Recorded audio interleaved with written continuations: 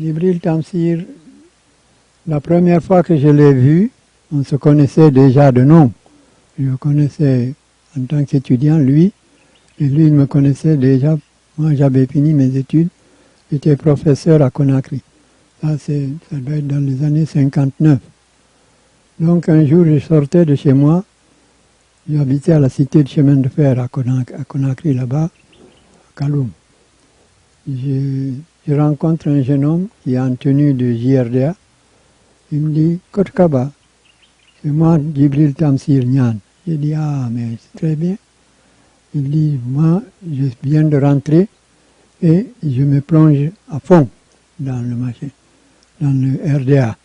J'ai dit « Oui, tu n'es pas le seul. Toute notre génération, on s'est plongé à fond dans cette affaire-là. Que Dieu nous aide ». Après, il a pris ses fonctions à Conakry, là-bas. Moi, j'étais en service. On m'a affecté à India. Donc, on ne se voyait plus de temps en temps. En 1960, je suis venu à Conakry. On l'avait nommé proviseur du lycée. Je vais à son bureau pour histoire de prendre connaissance.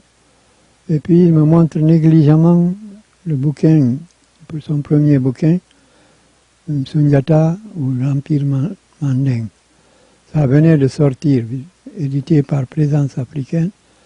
C'est-à-dire, c'était l'époque où les Africains, il y avait beaucoup d'Africains c'était un bouillonnement, si vous voulez, pour la décolonisation. Il fallait faire feu de tout bois pour montrer aux colons qu'en réalité, nous, on a une civilisation et que vraiment, on peut se passer d'eux, en tout cas ce qu'on croyait.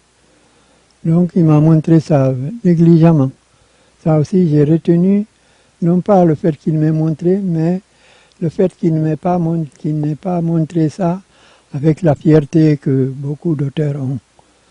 Donc je retiens de lui son engagement politique et puis sa modestie.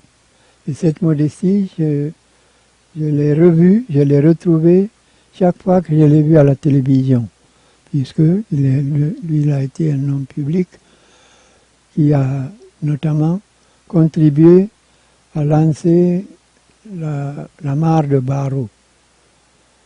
Voilà ce que j'ai à dire sur Djibril Tamsir Niane. Je retiens de lui qu'il a été un des promoteurs, un de ceux qui ont lancé, qui ont fait la fortune, si vous voulez, de l'Empire du Mali. Ou pas la fortune, mais la promotion de l'Empire du Mali.